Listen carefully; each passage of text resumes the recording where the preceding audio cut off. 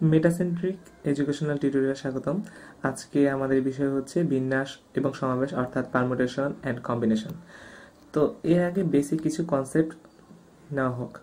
বিন্যাস হচ্ছে কতগুলো জিনিস থেকে আমি কতগুলো জিনিস নিলাম এবং সেটাকে আবার সাজালাম, সেটা বিন্যাস। আর সাপোজ এভাবে বলে অনেকে বুঝবেন না, তো মনে করি এখানে একটা প্লেটের ভিতর কিছু LED light, ceramic capacitor, diode, resistor এবং ভ্যারিয়েবল রেজিস্টার আছে। এখন এখানে অনেকগুলো জিনিস আছে, এই জিনিসগুলো থেকে আমি কিছু কিছু জিনিস নিলাম। সাপোজ এই সিরামিক ক্যাপাসিটর, এই ডায়োড এবং এই এলইডি লাইট, এই জিনিসগুলো আমি নিলাম। তো এই নিয়ে আমি এখানে রাখলাম, এই পর্যন্ত এই জিনিসটা সমাবেশ। অর্থাৎ এই জিনিসগুলো থেকে আমি এই কয়টা জিনিস এখানে রাখলাম, এই জিনিসটা হচ্ছে সমাবেশ।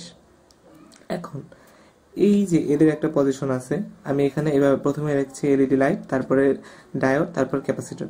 এখন আমি এটা এখানে দিলাম, এটা এখানে দিলাম, অথবা এটা এখানে, অথবা এটা এখানে। অর্থাৎ নেওয়ার পর আমি এগুলোকে যদি আবার সাজাই, সেই জিনিসটা হচ্ছে বিন্যাস। অর্থাৎ আমরা বুঝলাম কোনো কিছু থেকে, কতগুলো বস্তু থেকে আমি কয়েকটা জিনিস নিলাম, সেটা সমাবেশ, এবং সেই কয়েকটা জিনিসের মধ্যে আবার সাজালে সেটাকে বলা হয় বিন্যাস।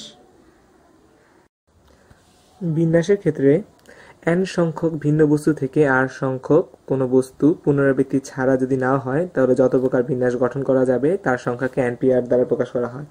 এখানে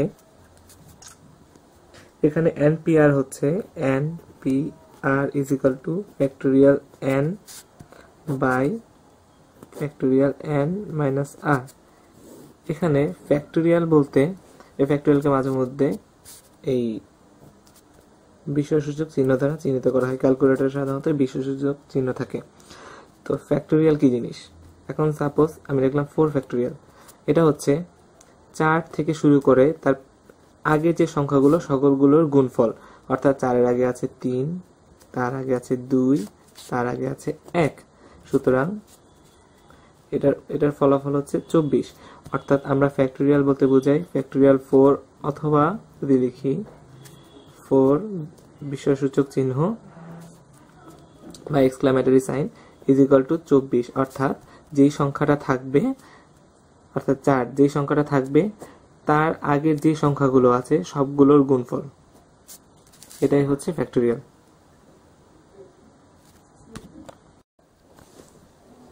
এই npr এর ক্ষেত্রে এই p দিয়ে বোঝা হয় পারমুটেশন অর্থাৎ বিন্যাস। এটা হচ্ছে আমার বেস, অর্থাৎ যেই জিনিসগুলো থেকে আমি কোনো কিছু নিব, আর এই r দিয়ে বোঝায় আমি জানিয়েছি। সাপোজ এখন একটা উদাহরণ দিই, 1 2 3 4। এই অঙ্কগুলো থেকে 2 অঙ্কের কতগুলো সংখ্যা গঠন করা যাবে পুনরাবৃত্তি ছাড়া?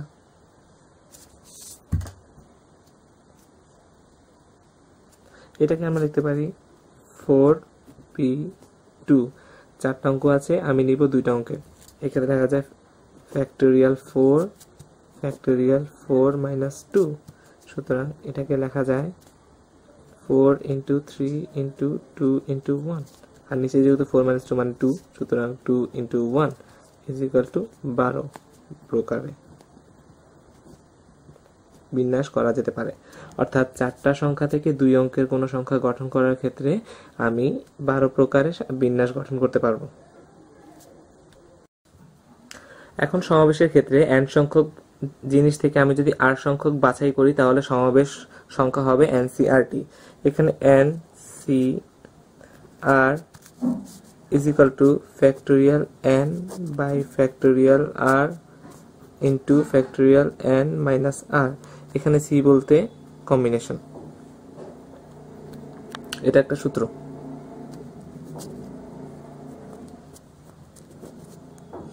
এখন 5টি জিনিস থেকে আমি 2টা জিনিস নিব, মানে বাছাই করব।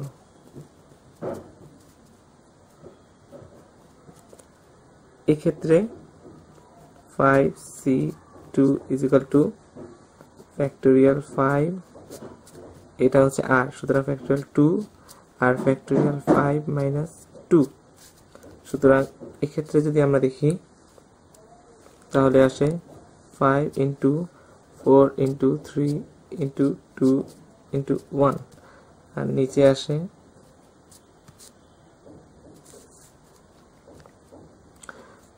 নিচে আসে 2 ইন্টু 3 ইন্টু 2 ইন্টু 1। এখানে 1টা না লিখতে পারি, এই 2টা আসছে এই ফ্যাক্টোরিয়াল 2 থেকে, আর 3 ইন্টু 2 আছে 5 - 2 - 3, অর্থাৎ 3 ফ্যাক্টোরিয়াল মানে 3 ইন্টু 2। সুতরাং এক্ষেত্রে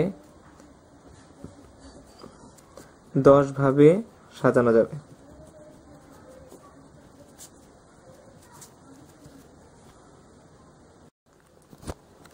পরীক্ষার সময় এই প্রমাণটা প্রায় আসে, NCR plus NCR - 1 is equal two N plus 1 CR। তো এই প্রমাণটার জন্য এর আগে একটা জিনিস দেখে নিই। তো ফ্যাক্টোরিয়াল 8 মানে আমরা সব জানি। তো ফ্যাক্টোরিয়াল 8কে আরেকভাবে লেখা যায় 8 ইন্টু ফ্যাক্টোরিয়াল 7, মানে কি কথা, 8-এর পর থেকে 8-এর আগে যে সংখ্যাগুলো সবগুলোর তো গুণফলই ফ্যাক্টোরিয়াল 8। সুতরাং আমি 8কে সাইডে বসালাম, তারপর যদি 7 ফ্যাক্টোরিয়াল দিই, একই তো কথা হলো, 7-এর আগের সব সংখ্যাগুলো গুণফল। তো বেসিক্যালি জিনিসটা একই দেখালো, 8 ফ্যাক্টোরিয়াল যা 8 ইন্টু 7 ফ্যাক্টোরিয়ালও তা। তো এখন আসি এটার প্রমাণ NCR। তো আমরা NCR মানে কি জানি, factorial n divided by factorial r into n minus r, আর এই NCR minus r factorial n বসালাম, ঠিক আছে। তো ফ্যাক্টোরিয়াল r মাইনাস 1, এখন factorial n minus r minus 1, এটা কিন্তু লেফট হ্যান্ড সাইড লিখতে ভুলে গেছে। তো এখন ফ্যাক্টোরিয়াল n যথায় দিয়ে আরেকবার এক্সট্রা করতেছি,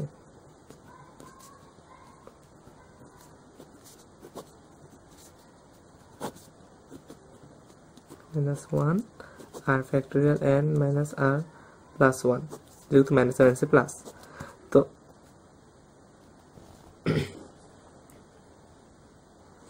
এখন দেখি ফ্যাক্টোরিয়াল n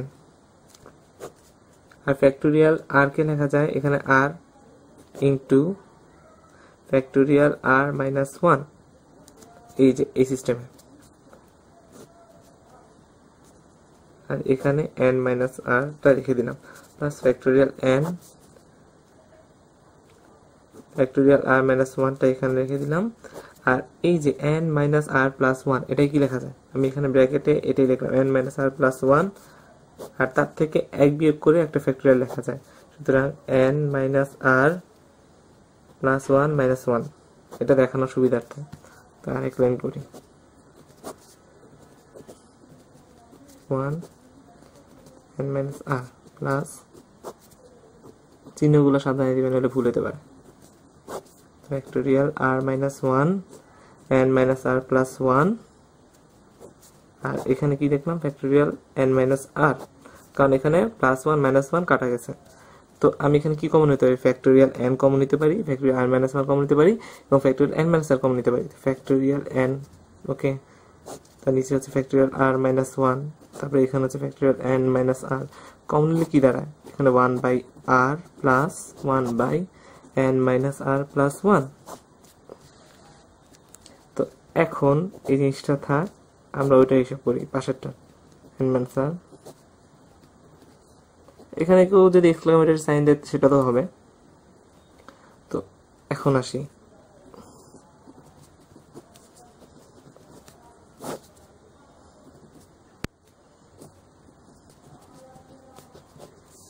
এখানে সেকেন্ড ব্র্যাকেট নিব। তো এরপর কি করা যায়, n r minus 1 factorial n minus r factorial, তো এক্ষেত্রে উপরে থাকে n প্লাস 1, সেটা এখানে ইন্টু দিয়ে দিই, n প্লাস 1, আর নিচে থাকে r n minus r plus 1।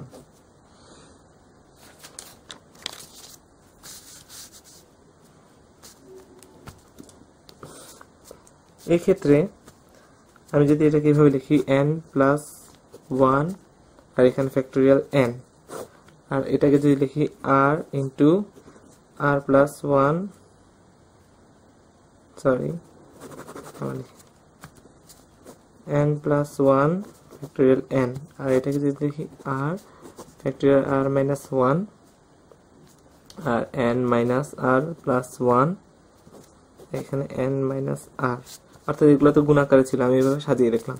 তো এই জিনিসটা কি দেখা যায়, n প্লাস 1 আর এখানে ফ্যাক্টোরিয়াল, মনে করো n প্লাস 1 থেকে মাইনাস 1 বিয়োগ করেছি এবং সেটা গুণ করে তো n প্লাস 1, আমি এখানে দেখি n প্লাস 1 ফ্যাক্টোরিয়াল মানে কি n প্লাস 1 রাখলাম, এটা থেকে 1 বিয়োগ করলে শুধু n থাকে, ওইটার ফ্যাক্টোরিয়াল এরকম। তো এক্ষেত্রে দেখা যায় আসবে n প্লাস 1 ফ্যাক্টোরিয়াল, নিচে হচ্ছে r ফ্যাক্টোরিয়াল, আর নিচে হচ্ছে n minus r plus 1 factorial. এখন আমি এটাকে আরেকটু সাথে লিখি, n plus 1 factorial r factorial, আর এখানে n plus 1 minus r factorial. সুতরাং আমরা কম্বিনেশনের সিস্টেম অনুসারে জানি NCR এর formula, NCR is equal to factorial n divided by factorial r into n minus r। তো এই ক্ষেত্রে কি দেখা গেল, এটাকে মনে করি ফ্যাক্টোরিয়াল NCR এর, এটা n, এটা হচ্ছে r, তো n প্লাস 1 c r। তো সেম জিনিসটা হলো, যদি এই জিনিসটাকে উপরে কল্পনা করি NCR এর ফর্মুলায় ফ্যাক্টোরিয়াল n প্লাস 1, নিচেরটা ফ্যাক্টোরিয়াল r, আর এখানে n প্লাস 1 বিয়োগ r। সুতরাং প্রমাণিত হলো NCR plus NCR minus 1 is equal to n plus 1 CR। Proved। এই প্রুফ সাইন না দিলে আবার নাম্বার কাটা যাবে। টিউটোরিয়ালে এই পর্যায়ে আমরা কিছু ম্যাথ দেখি। তো এখানে একটা কোশ্চেন লিখেছি, সেটা হচ্ছে প্যারালাল শব্দটিতে অক্ষরগুলোকে একত্র নিয়ে কত প্রকারে সাজানো যাবে। এই যে এখানে আমি হাইলাইট করেছি সাজানো যাবে, সাজানো মানে কি বিন্যাস। তো হ্যাঁ, এখন দেখি এখানে কি করা যায়। তো প্যারালাল, এখানে বর্ণ কয়টি আছে দেখি, 1 2 3 4 5 6 7 8, অর্থাৎ 8টা বর্ণ। যদি এখানে 8টা বর্ণ ভিন্ন ভিন্ন থাকতো তাহলে আমরা সিম্পলি সাজাতে পারতাম ফ্যাক্টোরিয়াল 8 প্রকারে, কিন্তু এক্ষেত্রে দেখা গেল এখানে 2টা a এবং 3টা l আছে, অর্থাৎ এখানে এর মধ্যে কিছু কিছু বর্ণ আছে যেগুলো ভিন্ন ভিন্ন নয় বরং অভিন্ন। এক্ষেত্রে বিন্যাস করতে হলে আমাদের কি করতে হবে, তো সিম্পলি প্রথমে 8টা বর্ণ যেহেতু আছে তাহলে ফ্যাক্টোরিয়াল 8 লিখলাম, তারপরে এটাকে ভাগ দিতে হবে, অর্থাৎ যেইগুলো কমন আছে, সাপোজ এখানে 2টা a আছে সেখানে ফ্যাক্টোরিয়াল 2 দিয়ে ভাগ করব, আবার 3টা l আছে সেখানে ফ্যাক্টোরিয়াল 3 দিয়ে ভাগ করব। এটা কেন,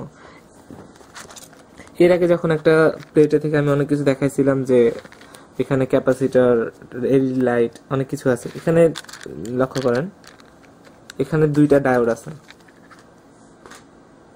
তো এই 2টা ডায়োড, এই 2টা কিন্তু সেম, এটার মধ্যে মানে সহজে পার্থক্য করার মতো কিছু নেই। তো এটাকে আমি কি সাজাবো, আমি যদি এটা সামনে রাখি, এটা পিছিয়ে রাখি, অথবা এটা সামনে অথবা এটা পিছিয়ে, কোনো লাভ আছে এখানে? মানে এটাকে মানে বিশেষভাবে কোনো বাছাই করা যাবে না যে এটা কোনটা কি, অর্থাৎ এরা প্রায় একই ধরনের, একই জিনিস, কোনো পরিবর্তন পরিলক্ষণ করা যাবে না। তো সেক্ষেত্রে এই জন্য যেগুলো একই রকম দেখতে সেগুলোর ফ্যাক্টোরিয়ালকে আমরা বাদ দিয়ে দিব। এখানে 2টা একরকম, তাই এই 2 ফ্যাক্টোরিয়ালকে বাদ দিতে পারি। তেমনি ভাবে এই অঙ্কটার ভিতরে যেহেতু 2টাই আছে, 2 ফ্যাক্টোরিয়াল দিয়ে বাদ করব, যেহেতু নিজেদের মধ্যে 2 ভাবে বিন্যাস হতে পারে এবং এগুলা মিনিংলেস, এবং 3টা এল এর কারণে ফ্যাক্টোরিয়াল 3, অর্থাৎ টোটাল ফ্যাক্টোরিয়াল থেকে আমরা এই জিনিসটা বাদ করব। এরপর এখানে যা অ্যান্সার আসে সেটাই। এরপর কতগুলো বর্ণ বা বস্তুর অবস্থান পরিবর্তন হবে না। এখন এসব ক্ষেত্রে অপরিবর্তনশীলগুলো বাদ, অর্থাৎ যেগুলো অবস্থান পরিবর্তন হবে না সেগুলো বাদ, সেগুলো নিয়ে চিন্তা করতে হবে না। এখন বাকি যেগুলো থাকে সেগুলো নিয়ে সাজাতে হবে।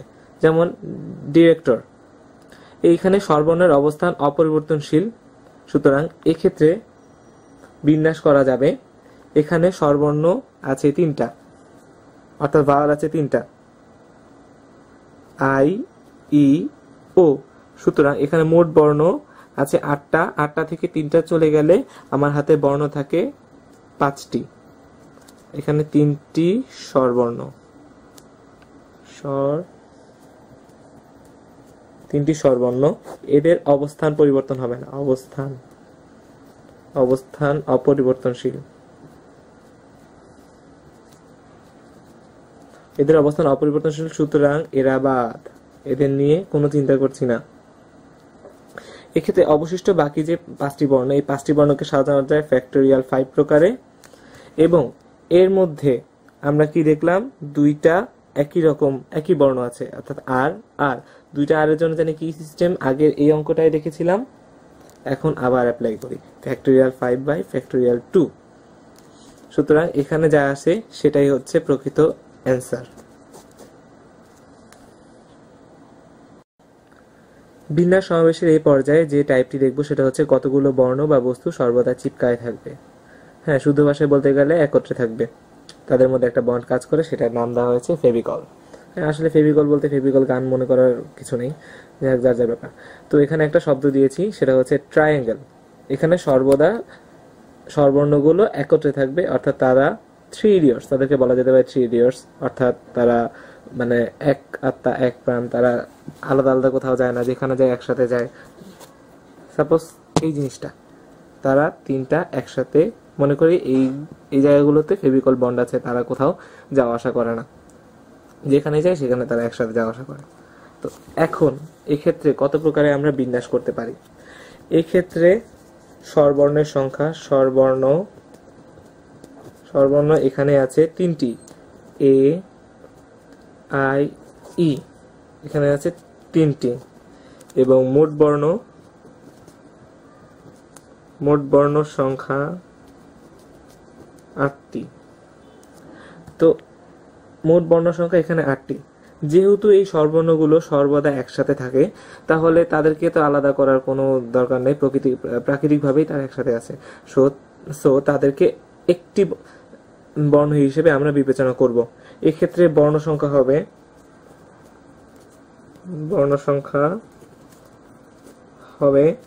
8 - 3 + 1। আগে যা ছিল 8টা থেকে আমি 3টা বাদ দিয়ে দিলাম, কারণ তারা তো একটাই, কিন্তু 3টা বাদ দিলে তো হবে না, কারণ 3জন মিলেও তো একটা বর্ণ হিসেবে তারা বিবেচনা করা হবে। এই বিবেচ্য বর্ণটাকে আবার যোগ করতে হবে, তাহলে বর্ণ সংখ্যা দাঁড়ালো 6টি। এখন এই 6টি বর্ণ ফ্যাক্টোরিয়াল 6 প্রকারে সাজানো সম্ভব। আবার একটা জিনিস চিন্তা করি, এখানে যে এই 3 ইডিয়টস গুলো আছে, এরা তো নিজেদের মধ্যেও আবার বিন্যাস করতে পারে, নিজেরাও আবার যার যার পজিশন অনুযায়ী সাজতে পারে। সাপোজ আবার দেখি, প্র্যাকটিক্যালি দেখি, সাপোজ এই এলইডি লাইটটি এই জায়গায় ছিল, এরা তো ইচ্ছা করলে এখানে যেতে পারে, আবার এই ডায়োডটি এখানে আসতে পারে, অথবা এই ক্যাপাসিটরটি এই জায়গায় আর এই এলইডি লাইটটি এই জায়গায়। তারা নিজেদের মধ্যেই আবার, যেহেতু 3জন আছে, তো ফ্যাক্টোরিয়াল 3 প্রকারে সাজতে পারে, অর্থাৎ এই যে স্বরবর্ণগুলো তারা ফ্যাক্টোরিয়াল 3 প্রকারে সাজতে পারে। এক্ষেত্রে এখানে একটা কাজ সম্পাদন হয়ে গেছে, এখানে আরেকটা কাজ সম্পাদন হয়ে গেছে। এক্ষেত্রে মোট বিন্যাস সংখ্যা হবে তাদের গুণফল, ফ্যাক্টোরিয়াল 6 = 720 এবং ফ্যাক্টোরিয়াল 3 = 6। সুতরাং মোট 4320 প্রকারে সাজানো সম্ভব। আর সাজানো মানেই হলো বিন্যাস। হ্যাঁ, আরেকটা টাইপ হচ্ছে কতগুলো বস্তু বা বর্ণ নির্দিষ্ট স্থানে জোড় বা বেজোড় অবস্থান করবে। এখন এখানে একটা টিপস দেওয়া হয়েছে, অর্থাৎ যেগুলোর উপর শর্ত আছে ওরা বাদ, ওদের নিয়ে ভাবার কোনো কারণ নেই। অর্থাৎ যদি বলে এই সংখ্যক বর্ণগুলো জোড়ে থাকবে, এই সংখ্যক বর্ণগুলো বিজোড়ে থাকবে, ওদের চিন্তা করার দরকার নেই। শর্ত এমনই হবে যেগুলো ইনোসেন্ট, যাদের উপর কোনো শর্ত নেই, তাদেরকে নিয়ে আমরা কাজ করব। সো এখানে বর্ণ কয়টা আছে? 1 2 3 4 5 6 7টা। সুতরাং এখানে 7টা বর্ণ আছে, অর্থাৎ 7টা জায়গা, 1 2 3 4 5 6 7। 7টার ভিতরে আমার জোড় পজিশন আছে 3টা, এই 1টা, এই 2টা, এই 3টা, এগুলো জোড়, বাকিগুলো হচ্ছে বিজোড়। সুতরাং এখানে আমার স্বরবর্ণ আছে 3টি, 1টি 2টি 3টি, অর্থাৎ 3টি স্থানে 3টি স্বরবর্ণকে আমরা সাজাতে পারি 3p3 প্রকারে। এটা হচ্ছে 3টি স্বরবর্ণ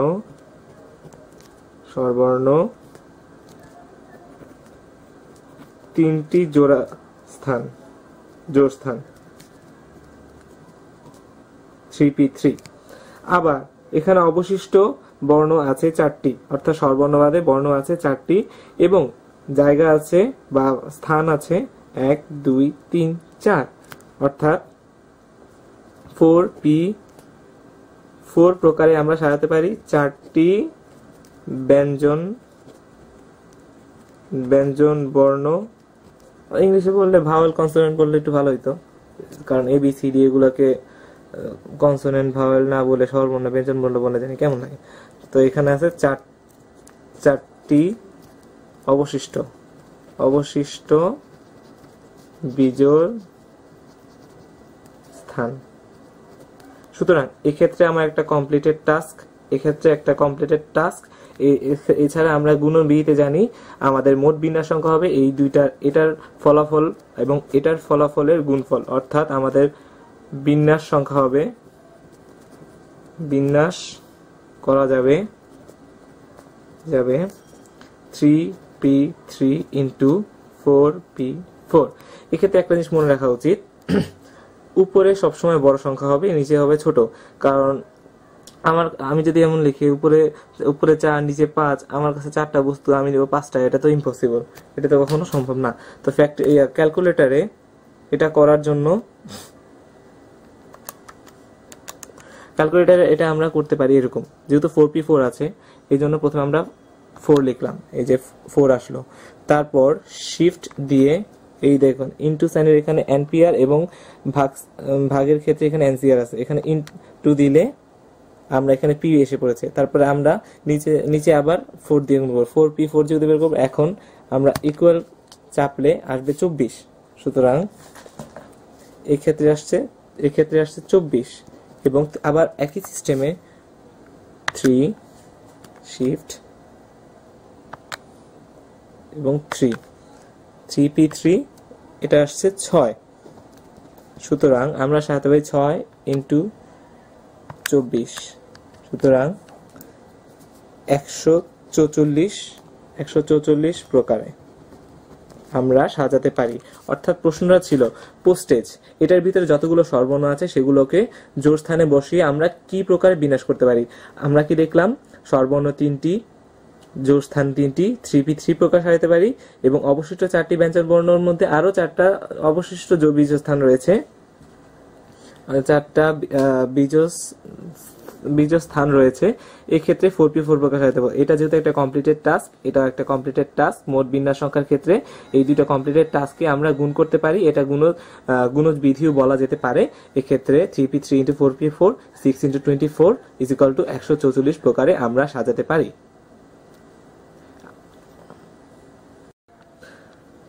আগের ক্যাটাগরিতেই একটা অঙ্ক দেখি, সেটা হচ্ছে ডলফিন। একটা শব্দ দেওয়া আছে, এখানে দুইটা সিস্টেম অঙ্ক করবে। একটা হচ্ছে কতভাবে বিন্যাস করা সম্ভব, এক্ষেত্রে ফ্যাক্টোরিয়াল 7, যেহেতু 7টা বর্ণ আছে তা আমরা সিম্পলি এখানে কোনো শর্ত উল্লেখ নেই, তাহলে এখানে ফ্যাক্টোরিয়াল 7 প্রকার সাজাতে পারি। ফ্যাক্টোরিয়াল 7 মানে হচ্ছে 5040। ক্যালকুলেটরে দেখি ফ্যাক্টোরিয়াল 7 কিভাবে বের করে। আমরা এখানে 7 চাপলাম, তারপর শিফট দিয়ে এখানে দেখেন এখানে এক্সক্লেমেটরি সাইন আছে, এটা টিপ দিলাম, তাহলে 7 ফ্যাক্টোরিয়াল বা 7 এর পর এক্সক্লেমেটরি সাইন আসলো। এখন যদি আমরা ইকুয়াল দেই তাহলে এখানে আসবে 5040। অর্থাৎ এভাবে ক্যালকুলেটরের মাধ্যমে ফ্যাক্টোরিয়াল কিভাবে বের করতে হয় সেটা আমরা দেখলাম, এছাড়া হাতে কলমে সেটা আগে দেখানো হয়েছে। এখন দ্বিতীয় শর্ত মতে বা দ্বিতীয় অঙ্কের ক্রাইটেরিয়াতে বলা হয়েছে ডি এবং এন প্রথমে বা শেষে বসবে না, কিন্তু বেজোড় স্থানে বসবে। এক্ষেত্রে আমরা একটা জিনিস দেখি, প্রথমে বা শেষে এই দুইটা স্থানও কিন্তু বেজোড়, অর্থাৎ এই প্রথম দুইটা বেজোড় স্থানকে আমরা বাদ দিয়েছি এবং এর মাঝের বেজোড় স্থানগুলোকে আমরা এই ডি এবং এন বসাবো। এক্ষেত্রে ডি এবং এন বাদে বাকি বর্ণ আছে 5টা। এক্ষেত্রে 5টা বর্ণ এবং 5টা স্থানে আমরা বসাতে পারি 5p5 প্রকারে। এছাড়া আমরা দেখি ডলফিন 7টা যেহেতু বর্ণ 1 2 3 4 5 6 7, এটাও বেজোড় স্থান, এটা বেজোড় স্থান, এটা বেজোড় স্থান এবং এটা বেজোড় স্থান। ডি এবং এন এর ক্ষেত্রে এটাও বাদ, অবশিষ্ট থাকে 3 নাম্বার পজিশন এবং 5 নাম্বার পজিশন, দুইটা পজিশন। এবং ডি ও এন হচ্ছে দুইটা বর্ণ, দুইটা পজিশনে যাবে। এক্ষেত্রে বিন্যাস করা যায় 2p2 প্রকারে এবং 2p2 প্রকারে। সো এটা একটা কমপ্লিটেড টাস্ক, এটাও একটা কমপ্লিটেড টাস্ক। সুতরাং এই দুইটার ফলাফলকে আমরা গুণ দিতে পারি। মোট বিন্যাস সংখ্যা হবে, অর্থাৎ ডি এবং এন কে প্রথমে বা শেষে না বসিয়ে কিন্তু বেজোড় স্থানে বসিয়ে বিন্যাস সংখ্যা হবে 5p5 ইন্টু 2p2 প্রকারে। ক্যালকুলেটরে আমরা দেখি 5 120 120 ইন্টু 2p2 2p2 অর্থাৎ 240 প্রকারে আমরা সাজাতে পারি। এক্ষেত্রে আরেকবার এক্সপ্লানেশন দেই, অর্থাৎ ডলফিন বর্ণটির মধ্যে যেহেতু 7টি বর্ণ আছে, 7টি স্থান আছে, এর মধ্যে ডি এবং এন প্রথমে বা শেষে বসবে না কিন্তু বেজোড় স্থানে বসবে। যেহেতু 7টির ভিতরে 4টি বেজোড়, প্রথমটা এবং শেষটা বাদ, এবং অবশ্যই থাকে 3 নাম্বার এবং 5 নাম্বার পজিশন। এই 3 নাম্বার এবং 5 নাম্বার পজিশনে 2p2 প্রকারে ডি এবং এন কে বসানো যাবে। অবশিষ্ট পাঁচটা যে স্থান আছে, এইটা এবং এটা, এই 5টি স্থানে অবশিষ্ট যে 5টি বর্ণ অর্থাৎ শর্তহীন গুলোকে নিয়ে যেহেতু আগে কাজ করছি 5p5 প্রকারে, এটা কমপ্লিট হয়ে গেছে। এবং পরবর্তীতে 3 এবং 5-এ ডি এবং এন বসিয়ে দিলে এই দুটো কমপ্লিটেড টাস্ক, এবং এটা গুণজ বিধির মাধ্যমে গুণ করে আমরা এই ফলাফলটা পেলাম, অর্থাৎ 240 প্রকারে আমরা সাজাতে পারি। তো এর আগে যে টিপস দিয়েছিলাম, যেগুলোর উপর শর্ত আছে ওরা বাদ এবং শর্ত নেই এমন ইনোসেন্টদের দিয়ে কাজ করব। এক্ষেত্রে পোস্টেজের অঙ্কটা আরেকবার দেখি।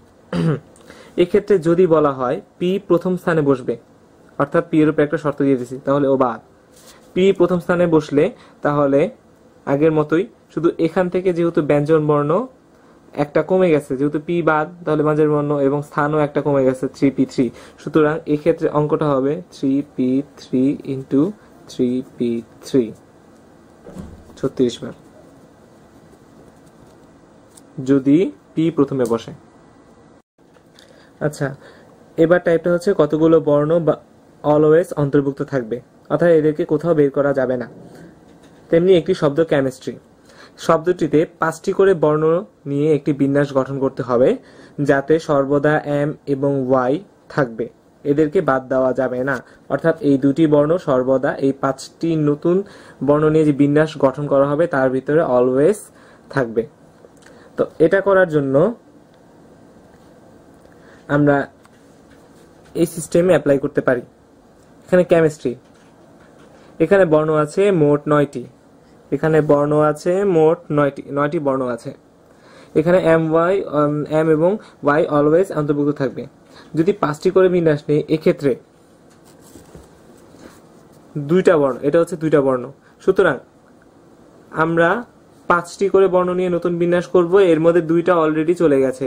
সুতরাং এম এবং ওয়াই এর জন্য বিন্যাস সংখ্যা হবে 5p2, কারণ আমি 5টা বর্ণ নিব, অর্থাৎ আমার কাছে 5টা স্থান আছে, আর সেটা থেকে আমি 2টাকে সাজাতে যাচ্ছি, সেটার জন্য 5p2।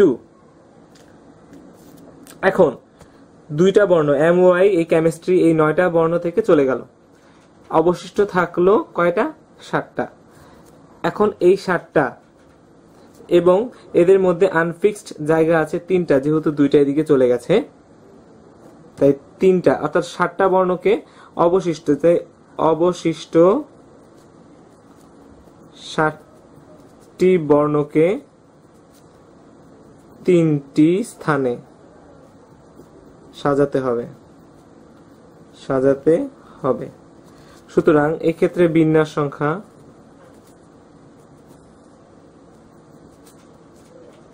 7p3, এক্ষেত্রে বিন্যাস সংখ্যা হবে 7p3। এখানে 3 কেন? যেহেতু আমার 5টা করব, তাই আমার কাছে এখানে 2টা চলে গেছে আর অবশিষ্ট আছে 3টা, আর এখানে হচ্ছে আমার এম ওয়াই বাদে কেমিস্ট্রির ভিতরে বাকি বর্ণগুলো। তো এটা একটা কমপ্লিটেড টাস্ক এটাও একটা কমপ্লিটেড টাস্ক। আমরা জানি দুইটা কমপ্লিটেড টাস্ক থাকলে এগুলোকে গুণ করে মেইন ফলাফলে বের হতে হয়। সুতরাং মোট বিন্যাস উপায় is equal to 5p2 into 7p3 is equal to 4200। এটা ক্যালকুলেটরে সলভ করতে হবে। অর্থাৎ কেমিস্ট্রি শব্দটিকে থেকে 5টি করে বর্ণ নিয়ে MOI যাতে অলওয়েজ ইনক্লুডেড থাকবে সেই অবস্থায় বিন্যাস করা যাবে 4200 উপায়। এখন আরেকটা টাইপ, সেটা হচ্ছে আরেকটা অঙ্ক দেখি। রিঅ্যাকশন থেকে 4টি বর্ণ নিয়ে বিন্যাস করতে হবে। আচ্ছা, এটা সিম্পল, এটার ক্ষেত্রে তেমন নাই, কিন্তু এখানে শর্ত যেটা দিয়েছে সেখানে অলওয়েজ এন থাকবে কিন্তু টি থাকবে না। আচ্ছা, আমাকে 4টা বর্ণ নিয়ে নতুন করে 4টা বর্ণ নিয়ে বিন্যাস করতে হবে। এক্ষেত্রে এন এর জন্য বিন্যাস সংখ্যা হতে পারে, বিন্যাসের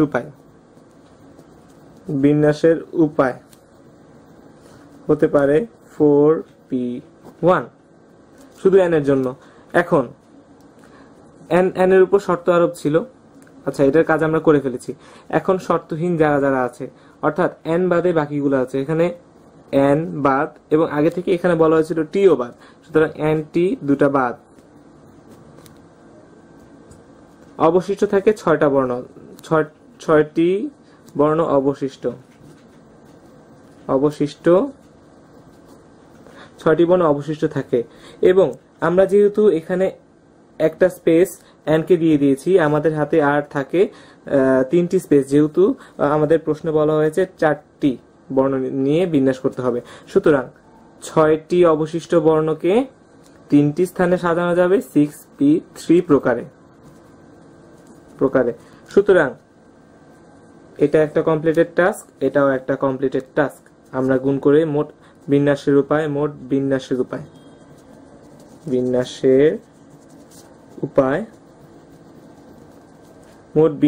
উপায় হচ্ছে 4p1 into 6p3, 480 প্রকার।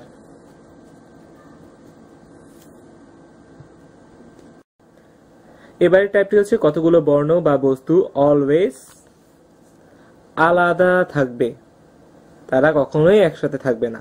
টিপস: আলাদাগুলোকে গ্যাপে গ্যাপে বসাতে হবে এবং এই আলাদাগুলো বাদে বাকি যেগুলো আছে, অর্থাৎ অবশিষ্ট n সংখ্যক বস্তু থাকলে গ্যাপ সংখ্যা হবে n+1। এখন একটি অঙ্ক দেখি। বায়োগ্রাফ শব্দটিতে স্বরবর্ণগুলো কখনোই পাশাপাশি বসবে না। আচ্ছা, আমরা যদি নরমাল নিয়মে বিন্যাস করি, আমরা যদি বলি বায়োগ্রাফকে কত উপায়ে বিন্যাস করা যেতে পারে, এখানে কোনো রেস্ট্রিকশন আমরা দিলাম না। এই ক্ষেত্রে বায়োগ্রাফকে নরমালি বিন্যাস করা যাবে 9p9 প্রকারে, অর্থাৎ 3, 6, 2, 8, 8, 0। আমরা এই প্রকারে বিন্যাস করতে পারি। এটা ক্যালকুলেটরের মাধ্যমে বের করা যাবে। এখন আমরা শর্ত আরোপ করি। শর্ত আরোপের ক্ষেত্রে কি দেখা গেল, যে আমরা স্বরবর্ণগুলোকে পাশাপাশি বসাতে পারবো না। যেখানে এই বায়োগ্রাফের মধ্যে স্বরবর্ণ আছে মোট 3টি, স্বরবর্ণ 3টি। এই 3টি হলো আই ও এ। এই 3টি স্বরবর্ণকে আমরা কখনোই পাশাপাশি বসাতে পারবো না। কিন্তু এখন আমরা কি করতে পারি, এই 3টি বাদে এখানে বাকি বর্ণ আছে আরো 6টি।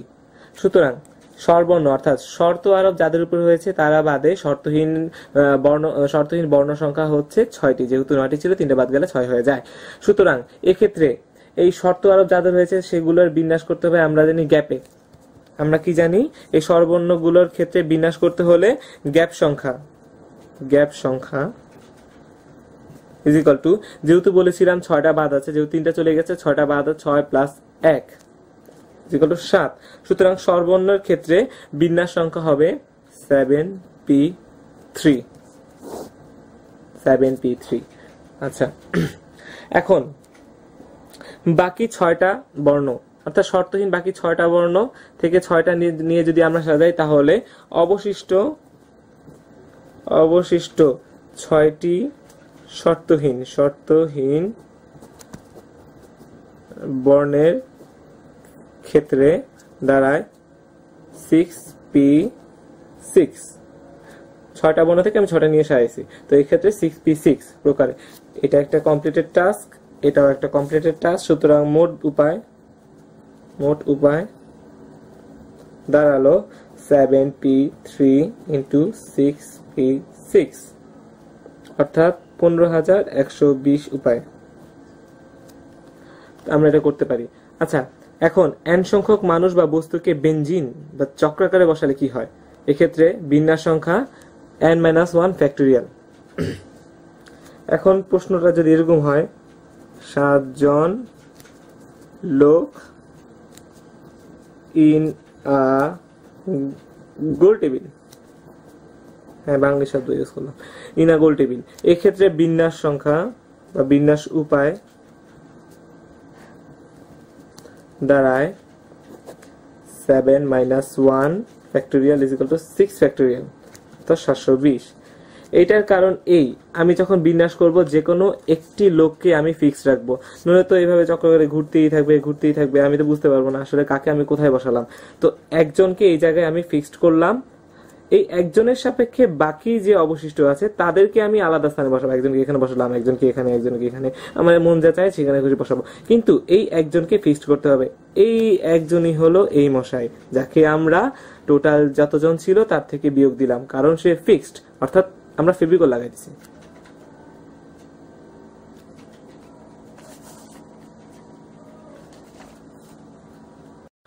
এখন আরেকটি অঙ্ক আগের টাইপের সাথে মিল রেখে, এটা হচ্ছে টেবিল মার্কা ম্যাথ। আচ্ছা, গোল টেবিলে বসালে গোল টেবিল বৈঠক।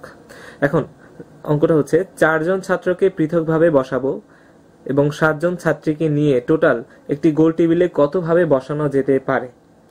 সুতরাং আগে আমরা ছাত্রীদের নিয়ে বিন্যাস করি। 7 জন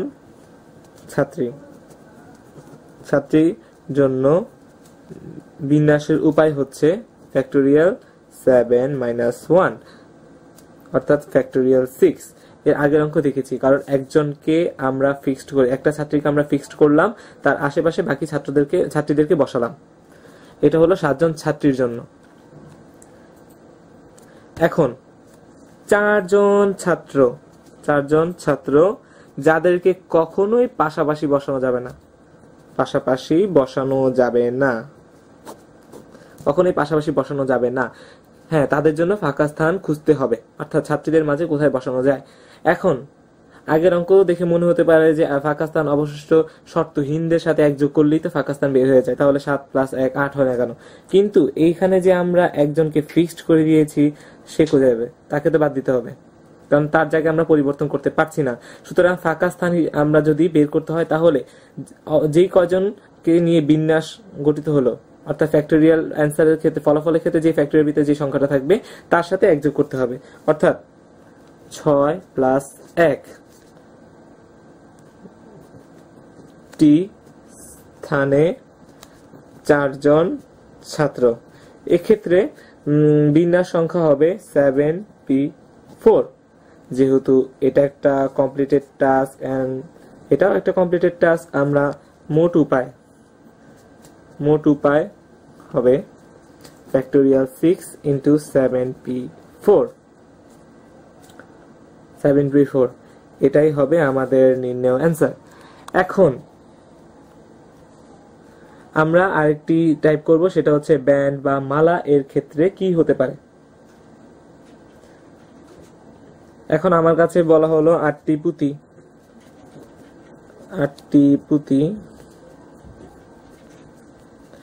পুঁতি দেওয়া আছে, আমার এগুলো দিয়ে মালা তৈরি করতে হবে। এখন নরমালি মালা আর গোল টেবিলের মধ্যে তেমন কোনো পার্থক্য নেই, একই তো, দুইটাই তো গোল। হ্যাঁ, আমরা নর্মাল সিস্টেমে করি 8-1 ফ্যাক্টোরিয়াল, আগের সিস্টেমে একটাকে ফিক্স রেখে, কিন্তু এই ক্ষেত্রে 2 দিয়ে ভাগ করতে হবে, কারণ একটা পুঁতি বা এগুলোর দুই পাশই একই রকম। ফর অ্যান এক্সাম্পল আমি বলি, এই যে একটা কলম, আমি এটা এইভাবে রাখলাম, আমি যদি আবার এইভাবে ঘুরাই, কোনো পার্থক্য পরিলক্ষিত হয় না।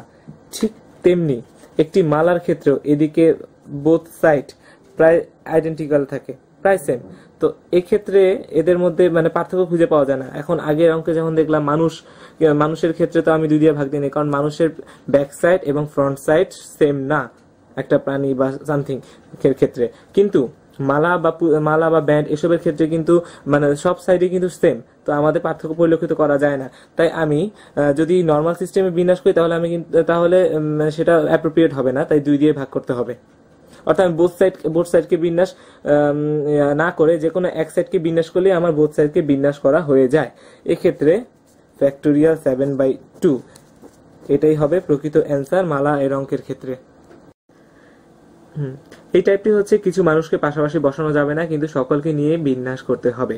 টিপস: প্রথমে শর্তহীন বা ইনোসেন্টদের নিয়ে বিন্যাস করতে হবে, তারপর শর্তহীন +1 = যতগুলো ফাঁকা স্থান হয় সেগুলোর মধ্যে শর্ত আরোপকৃত যাদের উপর শর্ত আছে তাদেরকে নিয়ে বিন্যাস করতে হবে।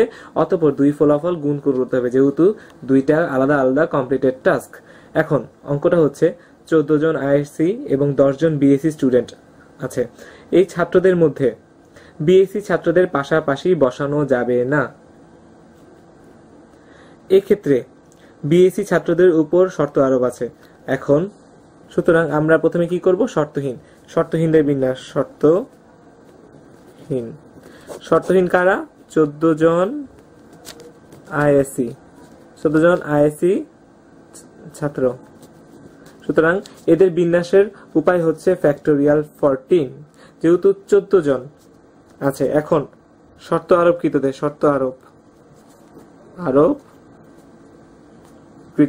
এখন শর্ত আরোপকৃতদের বিন্যাস করতে হলে কি জানি করতে হয় টিপস অনুসারে, সেটা হচ্ছে শর্তহীনের সংখ্যা হচ্ছে 14। সুতরাং আমাদের স্থান নির্ণয় করার জন্য 14 + 1 = 15।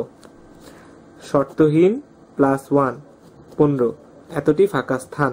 এখন 10 জন বিএসসি ছাত্র আছে, এদের বিন্যাস সংখ্যা হবে 15, অর্থাৎ 15টা আছে, 15p10। এখন এটা একটা কমপ্লিটেড টাস্ক, এটাও একটা কমপ্লিটেড টাস্ক। সুতরাং মোট উপায় হবে ফ্যাক্টোরিয়াল 14 × 15p10। আফসারুজ্জামান স্যারের বইতে এই অঙ্কটা দেওয়া আছে, তবে আমি এখানে শর্টকাটের ভাবে লিখেছি যাতে বোঝানো যায়। তো এই ক্ষেত্রে যে যার মতো নিজস্ব বাক্য ব্যবহার করতে পারে, তবে হ্যাঁ, সেটা অঙ্কের সাথে যেন যথার্থ হয় সেই জিনিসটা খেয়াল রাখতে হবে, না হয়তো নম্বর কাটা যেতে পারে। এই টাইপটি শুরু করার আগে একটা ছন্দ বলি, সেটা হচ্ছে যদি বলা থাকে আরো 1কে বিয়োগ করো। হ্যাঁ, টাইপটা হচ্ছে ক্রম, স্থান কিংবা আপেক্ষিক স্থান পরিবর্তন না করে আরো কত প্রকার সাজানো যেতে পারে। এখানে একটা কিওয়ার্ড ইউজ করা হয়েছে আরো। হ্যাঁ, তো অঙ্কে যাওয়া যাক।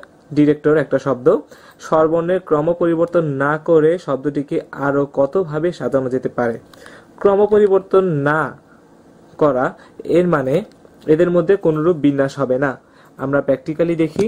সাপোজ এখানে আমাদের প্রথমে এলইডি লাইট, তারপর ক্যাপাসিটর, তারপর একটা ডায়োড আছে। আমরা এই তিনটা সব সময় একই রকম থাকবে, এদের মধ্যে কোনো বিন্যাস হবে না। অর্থাৎ তিনটাকে আমরা একই জিনিস ধরতে পারি, তিনটাকে আমরা এলইডি লাইট ধরতে পারি, তাই না? যেহেতু এদের পরিবর্তন নেই, তো একই তো জিনিস।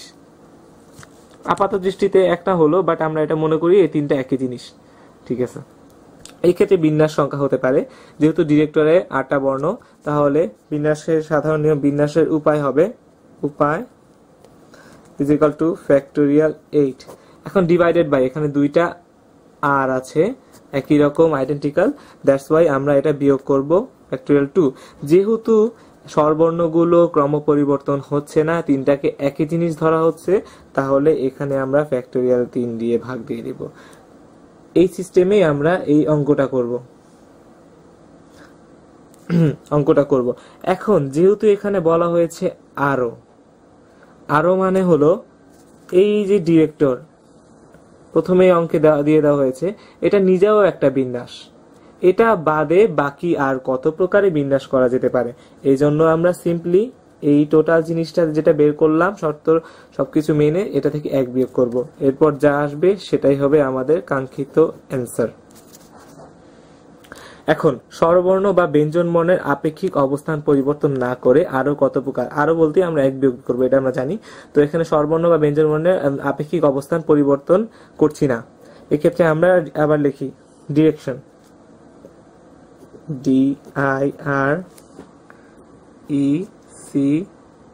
ডিরেক্টর। এখন এই ডিরেক্টরের ক্ষেত্রে স্বরবর্ণের অবস্থান রয়েছে এটা, এটা এবং এটা, অর্থাৎ 2, 4 এবং 7, অর্থাৎ 2, 4, 7 নাম্বার পজিশনে, অর্থাৎ এই 3টি পজিশনে 3টি স্বরবর্ণ রয়েছে। এক্ষেত্রে স্বরবর্ণের বিন্যাস উপায় হবে 3p3, অর্থাৎ 6 প্রকারে, অর্থাৎ আপেক্ষিক অবস্থান পরিবর্তন করছি না, যে যেখানে ছিল শুধু একই টাইপগুলোকে ওই তাদের স্থানের মধ্যে আমরা অদল বদল করছি। এখন ব্যঞ্জন বর্ণের ক্ষেত্রে ব্যঞ্জন বর্ণের ক্ষেত্রে কি দেখা গেল, 1 number position, 3 number position, 5 number, 6 number এবং 8 নাম্বার পজিশন, অর্থাৎ এই 5টা পজিশনে 5টি ব্যঞ্জন বর্ণ কে আমরা সাজাতে পারি 5p5 প্রকারে। যেহেতু এখানে 8 দুইবার আছে সেহেতু আমরা ফ্যাক্টোরিয়াল 2 দ্বারা ভাগ করতে পারি, অর্থাৎ 60 প্রকার।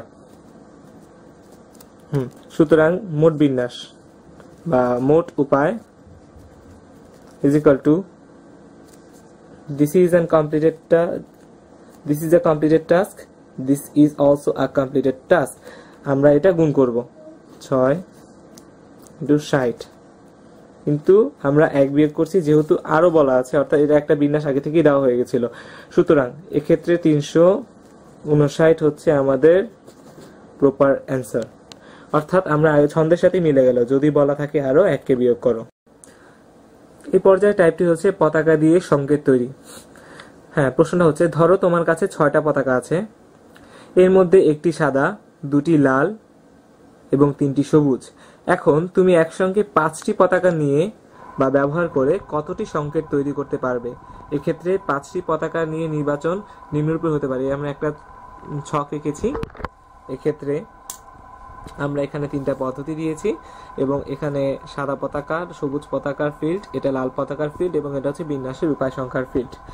এখন প্রথম পদ্ধতি হলো, যেহেতু আমাদের কাছে একটাই সাদা আছে সুতরাং আমরা এখানে একটা সাদা নিলাম এবং আমাদের কাছে 3টা সবুজ, আমরা ইচ্ছা করলে এখানে 2টা সবুজ নিতে পারলাম এবং 2টা লাল, 2টাই লাল নিতে পারলাম। এক্ষেত্রে আমরা 5টা পতাকা নিয়ে সংকেত তৈরির বিন্যাস উপায় হবে ফ্যাক্টোরিয়াল 5 ডিভাইডেড বাই ফ্যাক্টোরিয়াল 2 যেহেতু 2টা সবুজ 2টা লাল একই রকম, সুতরাং এটা ভাগ দিয়ে দিলাম বিন্যাসের উপায়। এখন আসি দ্বিতীয় পদ্ধতিতে। এখানেও আমরা একটা সাদা নিলাম, এখানে আমরা 3টা সবুজ নিলাম এবং লাল একটা নিলাম, লাল আমরা একটা নিলাম। যেহেতু আমরা এখানে 3টা সবুজ নিলাম, অর্থাৎ আমাদের টোটাল 5টা পতাকা হয়েছে। এই ক্ষেত্রে বিন্যাসের উপায় হবে ফ্যাক্টোরিয়াল 5 ডিভাইডেড বাই ফ্যাক্টোরিয়াল 3। যেহেতু 3টা একই রকম নিয়েছি তাই সেটাকে বাদ দিয়ে দিচ্ছি। এখন 3 নাম্বার পদ্ধতি, আমাকে তো বলছে 5টা পতাকা, এমন তো বল নাই যে কোনো একটা পতাকা, সবগুলো পতাকাই থাকতে হবে। তা আমি সাদা একটা পতাকাও নিলাম না, আমি সবুজ 3টা নিলাম, লাল 2টা নিলাম। এক্ষেত্রে ফ্যাক্টোরিয়াল 5 বিন্যাসের উপায় সংখ্যা factorial 5 divided by factorial 3 into factorial 2। এখন আমাকে মোট কতগুলা, এখানে একটা কথা বলে গেছে একসঙ্গে আমাকে সংকেতগুলো দেখাতে হবে। সো এটা কমপ্লিটেড টাস্ক নয়, ইনকমপ্লিট টাস্ক। আমার এগুলোকে গুণ করলে হবে না, আমাদের এই সবগুলোকে যোগ করতে হবে। সুতরাং মোট উপায় হবে factorial 5 divided by factorial 2 into factorial 2 plus factorial 5 by factorial 3 plus factorial 5 by factorial 3 into factorial 2। এখান থেকে যা আসে সেটাই হবে আমাদের কাঙ্ক্ষিত অ্যান্সার। এটা হচ্ছে পতাকা এগুলো দিয়ে সংকেত নির্ণয় করা বিন্যাসের একটা পদ্ধতি।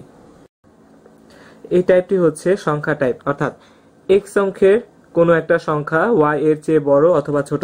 অঙ্কটা দেখি 0, 3, 5, 6, 8।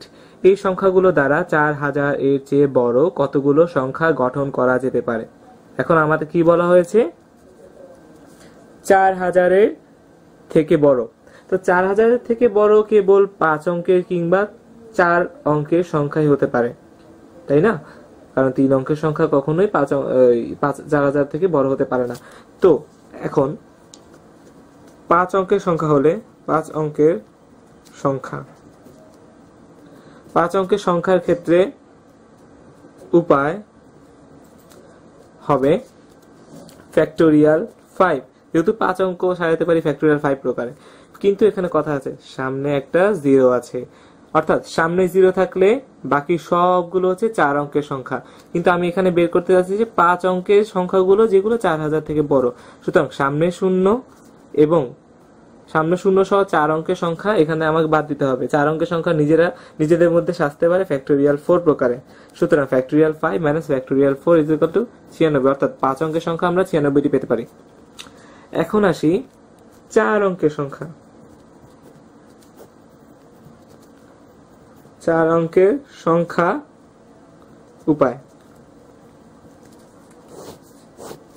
4 অঙ্কের সংখ্যার উপায়ের ক্ষেত্রে সামনে 3 বসতে পারবে না। সামনে 3 বসলে 4000 থেকে ছোট হয়ে যাবে। এক্ষেত্রে 5, 6, 8 এই 3টা আমাদের বসাতে হবে সামনে, যাতে আমাদের 4000 এর থেকে বড় একটা সংখ্যা আমরা বের করতে পারি। এক্ষেত্রে 5, 3, 8 এই যে কোনোটাই তো আমরা সামনে দিতে পারি, তাই না? এই 3টার যে কোনোটা। সুতরাং যে কোনোটা আমরা যেহেতু সামনে দিতে পারি শূন্য বাদে, এক্ষেত্রে যে কোনো একটা, অর্থাৎ প্রথমটা যদি নেই তাহলে বিন্যাস সংখ্যা হতে পারে 5p3। এখানে 5টা অঙ্ক ছিল, অর্থাৎ 5টা সংখ্যা ছিল। আমরা 5, 6, 8 এর মধ্যে যে কোনো একটা নিলাম 5p3, কিন্তু এটা 5 এর ক্ষেত্রে হতে পারে, 6 এর ক্ষেত্রে হতে পারে, 8 এর ক্ষেত্রে হতে পারে। এক্ষেত্রে আমরা 3 দিয়ে গুণ দিলাম, কারণ পৃথক পৃথক ভাবে 3 জনই সামনে বসতে পারে শূন্য বাদে। আমরা এখানে শূন্যকে নিচ্ছি না। তাহলে মোট উপায়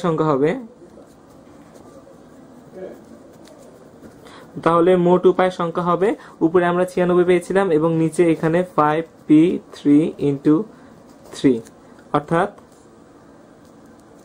সরি এখানে প্লাস হবে যেহেতু এটা ইনকমপ্লিট টাস্ক।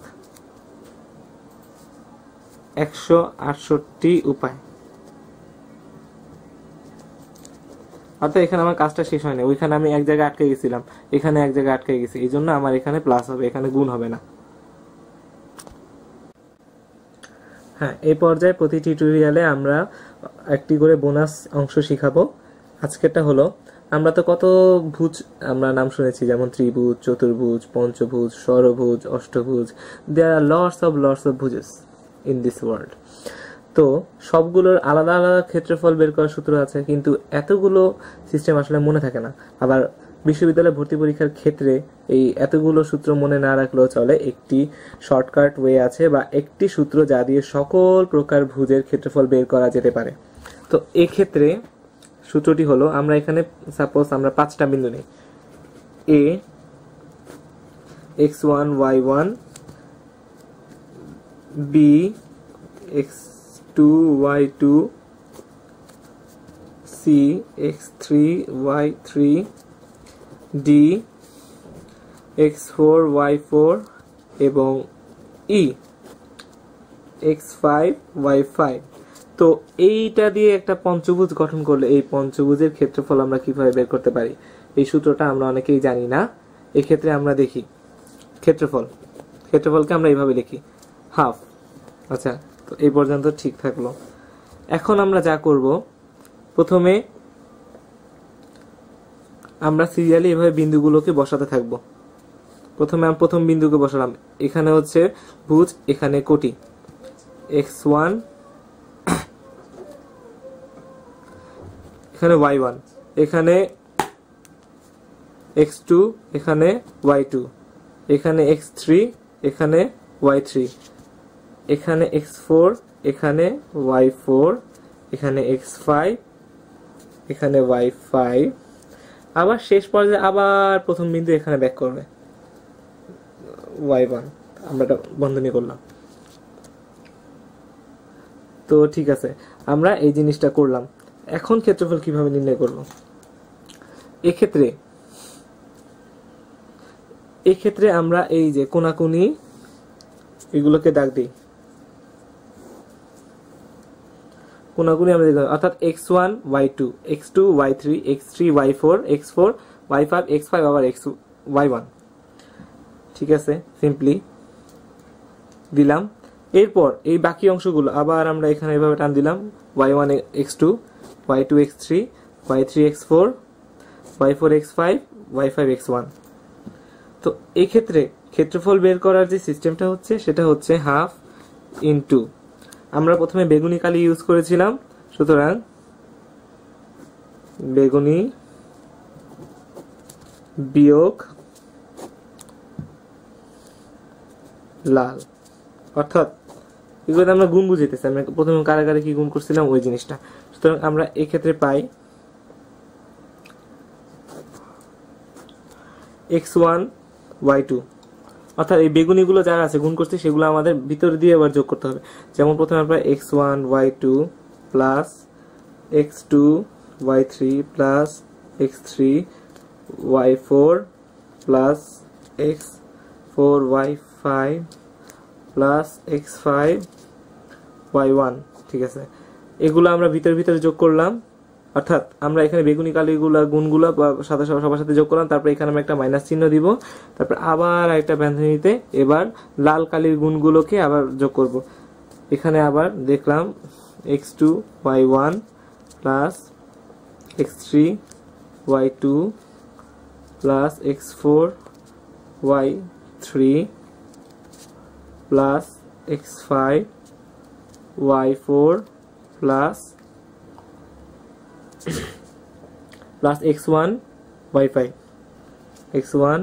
y5 তো ব্র্যাকেট, আমরা যখন এগুলোকে যোগ করব এবং এগুলোকে যোগ করব তখন বিয়োগ দিয়ে আবার হাফ দিয়ে পুরো ফলাফলটাকে ভাগ করব, তখন আমাদের কাঙ্ক্ষিত ক্ষেত্রফল বের হয়ে যাবে।